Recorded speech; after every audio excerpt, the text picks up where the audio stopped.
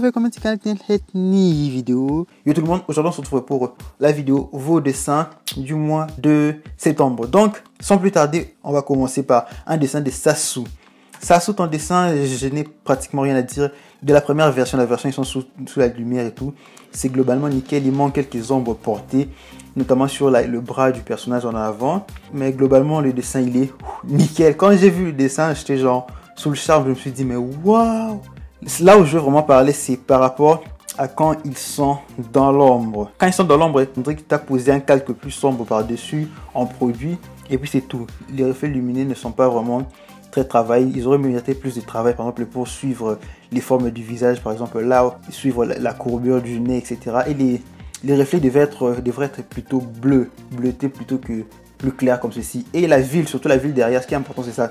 Quand il y a de la lumière de devant occultée le background. Mais une fois que la lumière intérieure est éteinte, la lumière de l'extérieur devait être plus visible. Donc, les lumières sur les fenêtres devaient être plus visibles que sur le premier dessin où ils étaient sous la lumière. Donc, c'est tout ce que j'ai à dire en tout cas. Le dessin, je l'aime beaucoup. J'adore mon dessin. J'ai hâte de voir le projet. Je sais pas si c'est un Otome game ou quelque chose du genre. Mais waouh! On enchaîne avec un dessin de Shin Pika Pika. Ce qui est ouf, c'est que Shin Pika Pika, je te connais depuis Facebook sur une page sombre, le partage du dessin et tout. Je savais pas que tu me suivais et tout, donc j'ai vraiment été surpris vu que j'avais déjà vu. Quand j'ai reconnu, j'ai vu le nom, je me suis dit, mais je connais. J'avais déjà vu plusieurs des dessins sur Facebook et surtout, j'avais vu aussi la chaîne. Donc, globalement, le dessin, j'ai pas grand chose, il n'y a pas trop grand chose à dire. Les backgrounds, comme j'ai vu la vidéo, donc je sais quel processus tu as utilisé. J'aime beaucoup les jeux de lumière, mais ce qui me dérange enfin par rapport à quand j'ai vu la vidéo, c'est les petits points que je pense qui auraient mérité un peu plus de travail. Par exemple, la cambrure du dos, le personnage, on a l'impression qu'elle est enceinte. Je sais pas si c'est voulu ou c'est pas voulu. Je sais pas si c'est voulu, c'est clair, on a l'impression qu'elle est enceinte parce qu'elle est cambrée et pourtant elle a un ventre qui est un peu ballonné, je vais dire, ou un ventre d'une femme plus ou moins enceinte au début de grossesse. Si c'est le but, ça passe nickel, mais si c'est pas les buts, dans cette position, les ventres devraient être rentrés. Plus tu te cambres, moins tu as la possibilité de gonfler les ventres. Mais c'est une très belle évolution. Par exemple, le physique adéquat, je trouve que c'est pile au milieu. Celui de 2016 et de 2018. C'est celui que je pense que, voilà. Celui de 2016 et celui de 2015 plutôt. Voilà, là, il n'y a pas vraiment de cambrure, etc. dans le dos. Et pourtant, il y a eu un énorme changement entre celle de 2016 et celle de 2018. En tout cas, la gestion des couleurs, des calques, tout est mieux que dans toutes les vidéos. C'est surtout l'anatomie qui blesse un peu. La poitrine, elle est un peu hausse. Les cheveux sont aplatis sur le crâne. Mais sinon, nickel, le jeu de lumière et tout. J'aime. En plus, c'est surtout difficile de jouer avec...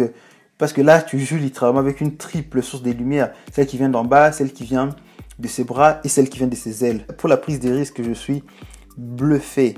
On enchaîne avec un petit mélange d'univers, des familles et tout ce qui va avec un dessin des Vixmu. Donc, si je me rappelle bien, parce que t'as rien écrit dans ton mail, comme d'habitude. Donc ça, il y a toi, à notre droite, il y a ton frère, à notre gauche, il y a ton petit frère, et il y a tes deux poules derrière. C'est bien ça. Donc j'aime beaucoup ça, un mélange, on ressent la fin de Zelda et tout ça. Ton frère, on dirait une espèce de Robin de Bois, alchimiste et tout. Bah oui, il maîtrise l'eau en plus. Oui, c'est de l'eau là, à côté. Donc voilà. Globalement, j'aime vraiment les dessins. C'est une prise de risque, ça sort vraiment de ce que tu fais d'habitude. Parce que d'habitude, tu fais des trucs, enfin, tu fais un seul personnage. La seule chose que j'aurais aimé voir, c'est le fond. Les poules sont au dernier plan.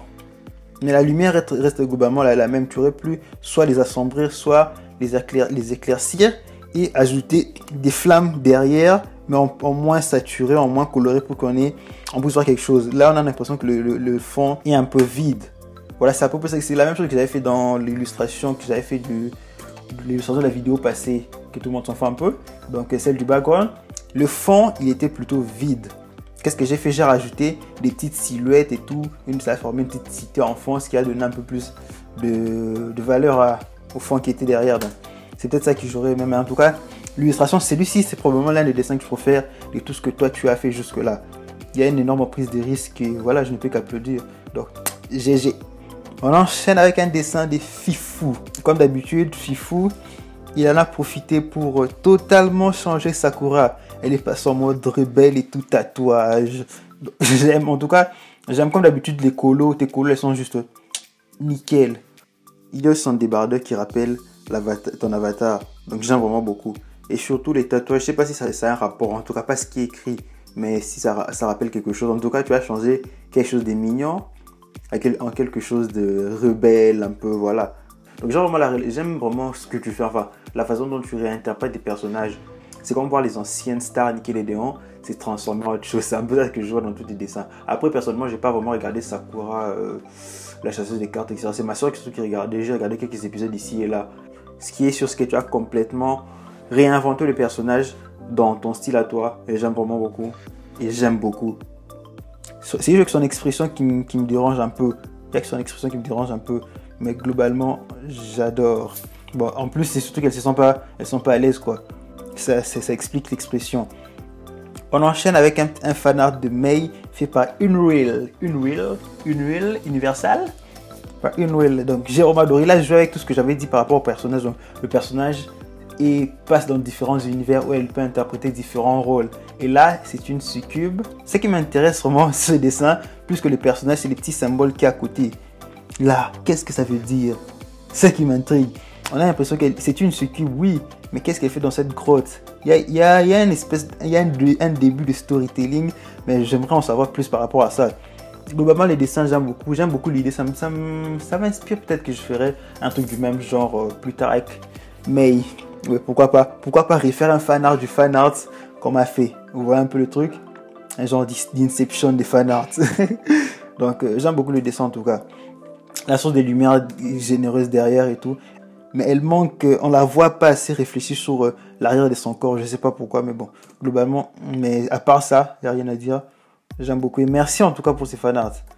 On enchaîne avec un dessin des dessins et art. Un personnage, je pense que c'est un de ces personnages. Le style, c'est un style plutôt...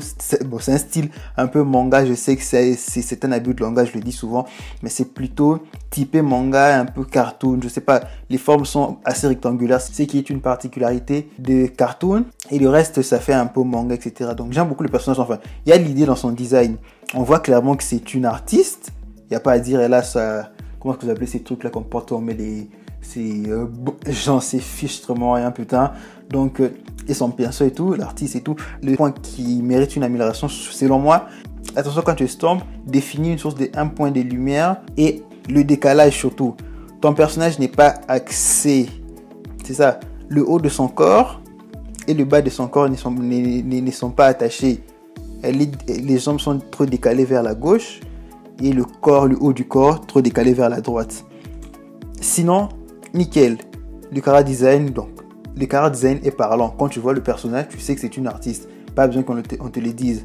Donc, c'est un bon point, c'est très efficace. Tu as joué avec les clichés. Hâte de voir ce qui pourra advenir de ce personnage si c'est annoncé dans les prochaines évolutions. On enchaîne avec un dessin d'Eriné. Vous avez déjà l'habitude, une dessine de mec. Mais genre, waouh, quoi. Ils sont toujours aussi nickel. Bref, globalement, j'ai pas grand chose à dire. Tes mecs qui sont nickel. Les ombres auraient mérité d'être plus appuyés, par exemple, sur certains endroits. Mais globalement, j'aime beaucoup. Les coups, il est énorme, sa mère. On enchaîne avec un dessin de Aecilia. C'est bien ça? Aecilia Art. Celui-ci, ces dessins, bon, les couleurs, quand je vois le dessin, il est pétant, il est beau, il est magnifique. Les ombres sont plus travaillées que sur les dessins précédents. Les contours... c'est que le contour foncé autour du personnage fait son effet. Donc, j'adore visuellement comme ça. Après, je pense que tu aurais pu mieux travailler la pose. Elle n'est pas très naturelle, enfin, elle n'est pas du tout naturelle. Donc, ça fait un effet un peu bizarre, mais les couleurs sont belles. Le mélange est beau, mais la pose. Voilà. On enchaîne avec un petit portrait classique des Hellwing. Je vois que tu as encore changé les couleurs par rapport à ce que tu avais fait avant. En tout cas, tu testes. Avant, c'était des bulles, des ronds et tout. Là, tu passes à une colo avec différents dégradés, des différentes couleurs pour former différentes couches pour les cheveux. Ça rend bien, j'aime bien en tout cas le design. Il est simple, efficace, mais la forme du crâne. La forme du crâne devait être... L'arrière du crâne est un peu plat. À retravailler, tu pourrais changer. Mais globalement, ça va. On enchaîne avec un petit bijou de Leslie.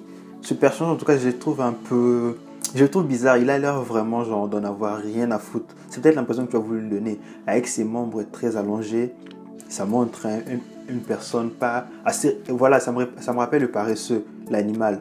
Donc il n'a pas envie de bouger, un flemmard, etc. Donc ça me donne vraiment cette impression. La seule chose que je dirais, comme j'ai dit la dernière fois, c'est un peu les ombres qui sont un peu trop estompées. Mais les mélanges de couleurs contrastent bien du rose pétant avec des couleurs pâles. Donc j'aime vraiment ces dessins. J'aimerais voir ce que tu pourras faire plus tard avec ce personnage si c'est un OC. On enchaîne avec un dessin de carotte. Comme tu m'avais dit, un dessin pas très gai qui représente le passé de tes OC. Et bien, la scène en soi, elle est pas très gaie, elle est un peu gore. Mais comme tu avais dit déjà dans le message, le sang, le rendu du sang, le rendu global de la pièce n'est pas propice pour installer la peur. Il y a une source de lumière, mais toute la pièce est très éclairée. Donc globalement, ça aurait mérité un peu plus d'ombre tout. Mais bon, l'ambiance pesante, quand je vois des dessins, je me dis waouh, ils ont dû souffrir tes OC. Mais voilà, des petits joueurs à travailler les sons, les textures et voilà. On achète avec un dessin de Picpus Art.